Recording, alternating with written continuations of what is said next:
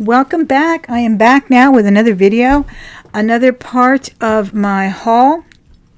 Some updates on some things that I had found in the bags.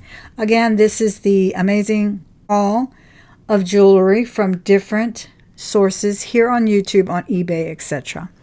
And I will also do some updates on some things that I found in the last mystery bags that I have opened here on YouTube. So let me start by welcoming you to the channel. I am so glad you're here. We do love jewelry here. We look at it, we ooh and ah over it, we hunt for it. I hope you join me by coming to my ride-alongs and watching these recorded videos, and occasionally I do pop on with a live video. I love to do that so we can chit-chat in real time. Either way, I would enjoy a comment on anything that you find of interest, anything you know that we may not know about the jewelry we're about to look at. And I thank you again for being here. Also, I am often asked for the rings of the day, so I will show you those. I am wearing the same rings I was wearing in the last one, which is the spinel on sterling colored gold. Puzzle ring, I think they call them Russian wedding rings or something. Still wearing my snake, and I'm wearing the pearl, and I think it's a citrine from Miss Vanessa. That was in a beautiful box full of wonderful jewelry that she sent me years ago in friend mail. And I'm wearing my Brutalist 14 karat gold James Avery. I'm wearing the crown ring that you saw in the last installment of this haul. I am going to blacken this a bit. I really do like that band, and I'm still wearing my pinky. It's becoming my signature ring, the diamond ring that I found in a jar a few months ago. Love that. Okay, let's get started. Let me start by showing you a few of the things from the last bag, where I found quite a few wonderful things, including the vintage Mexican bracelet and a James Avery bracelet that I'm wearing now, actually. I really do like it. It's got a very nice St. Christopher metal there. It's very thick. I like it because it reminds me of a coin, and that's just a little hook-on bracelet. It's already polished up just from wearing it. It's so interesting. I wear the jewelry to shower, and it takes a shower too. All right, this was in there. Now, this is interesting because the jump ring is marked 14K, but the chain did not test for 14K, so I think they replaced the chain. I think they did a little bit of a home repair. The jump ring is 14 karat. The crystal bail, the bail on the crystal drop is 14 karat, also tested.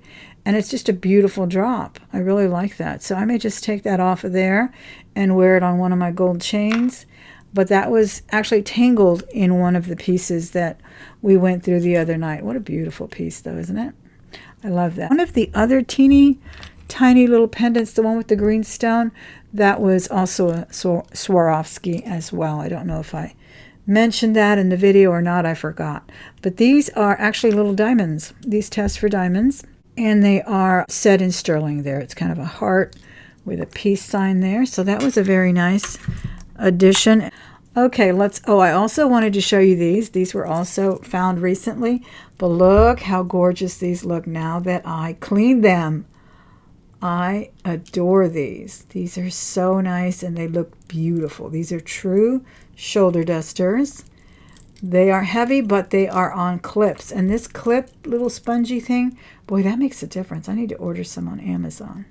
Really does make a difference on the comfort level.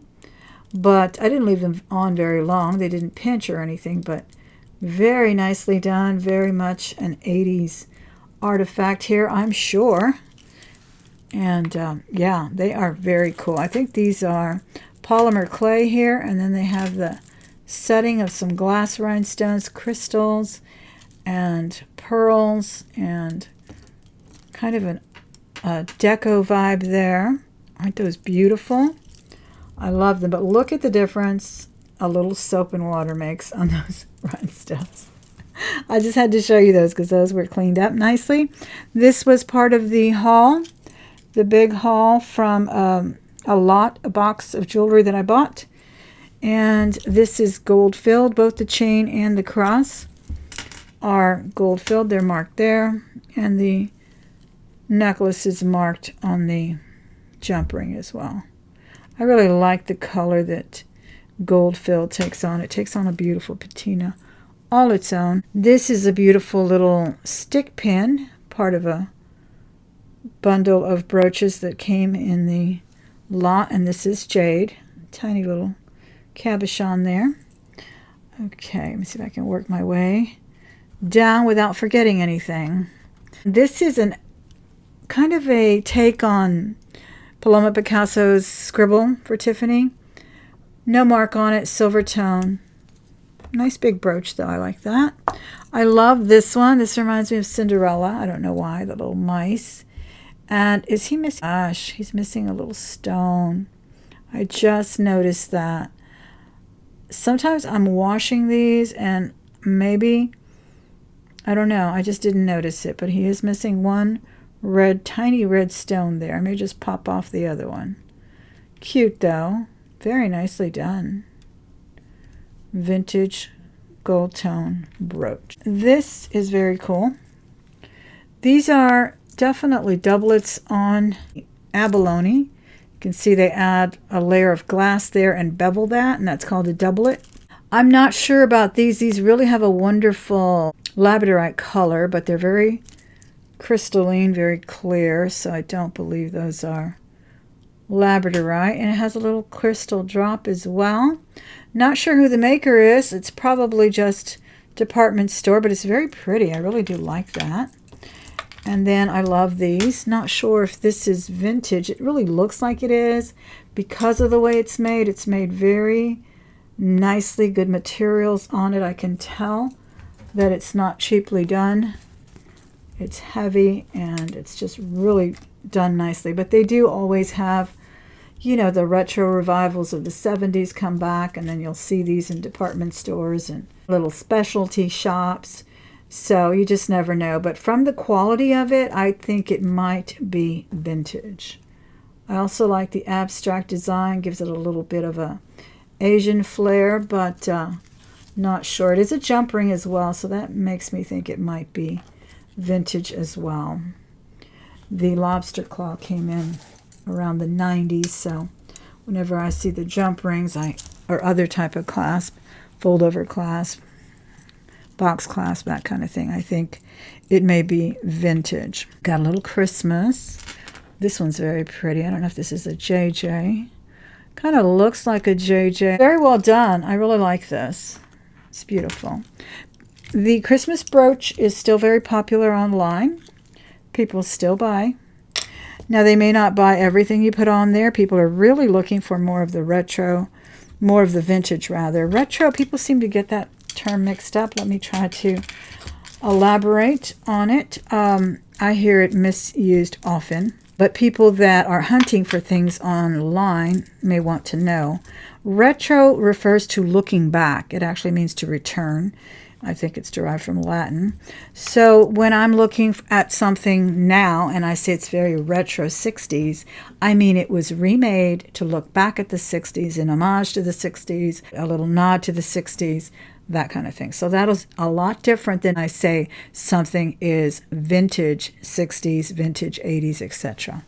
People may be looking more for truly vintage Christmas brooches. Those are really, really popular, and they can garner some good money online.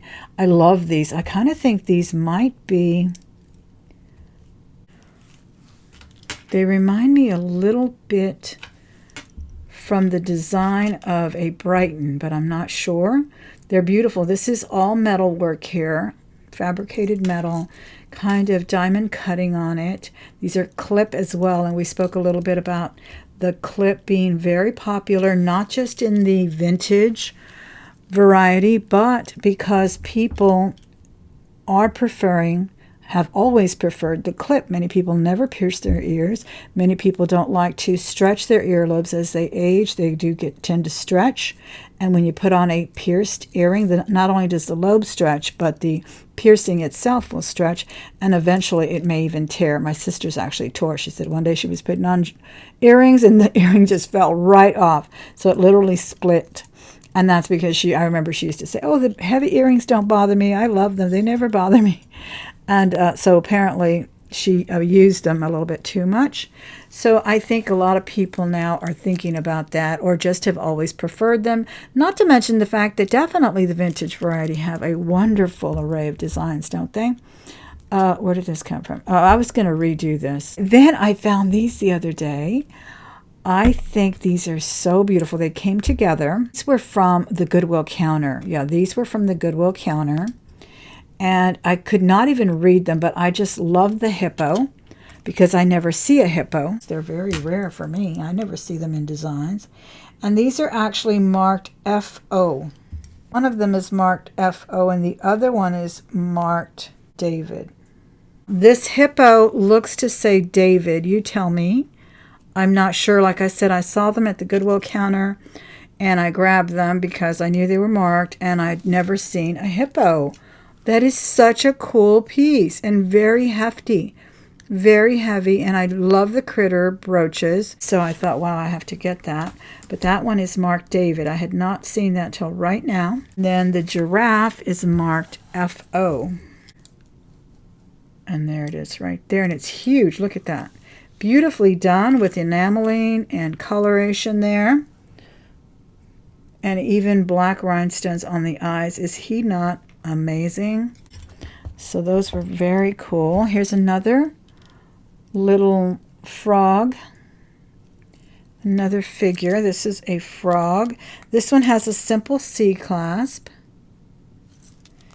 Has a black body. And they are not marcasites there. That is just some mill grain pinched metal. Some kind of fabrication on that. I love the little webbed hands. Are so pretty. Very cool piece. Very small. This is a little one. Little tiny thing. The elephant. He's beautiful. He also has a simple C clasp. And very pretty kind of morganite colored stones on the ears, black stones on the eyes, and even a little bit of an embellishment here on the front of the head there. Some embedded gems there. Really a nice one. I love that. This mask, I feel like I've seen this mask before. I don't know if it's Avon or maybe it's just a similar one. This one, no. This one does not have a maker on it, but he's beautiful nonetheless. Little stone there, and the masks are always fun to have. The face designs or the mask. Love that. Looks a little Asian to me as far as the design. I don't know, it kind of reminds me of Siam or something. I want to say something like that. All right, these earrings are really cute. They remind me of an abacus. They're little clips, and they do have little seed beads throughout. Tiny little clips, also in that antiqued gold tone. I think these are cute. I found this, came in the big lot. This is gold filled, genuine pearls, beautifully done. So simple. So simple yet elegant, right? Understated, as they say, understated elegance. It is marked in the back. The metal content there on gold filled. 12 karat fraction mark there. Very pretty piece, and they're beautiful pearls. Well done too. I have to say this is in good condition. I don't know about you, whether you followed any of the ceremonies and of the loss of the monarch, but boy, do they inspire women to wear brooches, don't they? I think they just wear them with such panache, and they just remind us how jewelry is indeed classic, and you don't have to follow trends. You just have to put on what you love, and this is what this brooch reminds me of. You put that on a black dress, and you've elevated your look a few notches for sure. Love that. All right, what else? Oh, this necklace here. I don't know what possessed someone to put these acrylic hearts there, but I like it for just kind of a bench bead look. So I think I'm going to remove all of those hearts and just use it as kind of a kind of a bench bead Southwest look. They're graduated. They're actually on a chain. And I tested them because I thought they might be sterling, being strung on a chain that way. I'm sure someone just decided to get crafty with it. And I don't really care for the colors on this or anything, so I'd likely take that off and just pair that with my turquoise beads. And here's a gorgeous ring. This one also came in the lot. This reminds me of a Listener. Was it Listener or Eisenberg? I don't remember. A couple of pieces that my late co-worker gave me that belonged to his mother.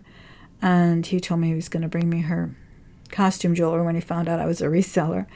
And he said, I just don't know what to do with it. So I found some wonderful things in the beautiful gifts that he gave me. I don't remember if it was Listener that belonged to his mother, who was in her 90s, close to her 90s when she passed. And she's been gone a few years, and he died last year in October. So it kind of reminds me of that ring. It's very pretty, very much mid-century, very well made, adjustable ring. Love that. I just love the white enamel. So pretty. All right, then I got this, and I think this is incredible. Very well constructed as well. Look at that. That is all beaded throughout. It has kind of a citrine color, honestly. The rhinestones look a little bit like citrines. They're definitely not clear. There's like a snake on here. This little display does not do it justice because this truly will fit like a collar. I don't see any rhinestones missing. This was well executed. Huge lobster claw on that. And that is a Zara piece. That is really nice. I really love the dark kind of shadow box design they did on those flowers. Very heavy as well. I don't think I have ever run into a Zara piece. Have you? Let us know in the comments. I think I've walked into a Zara store once, and I didn't stay very long. But I've never run into a piece when I've opened jars or anything, so that's quite interesting. I always forget something off the tray.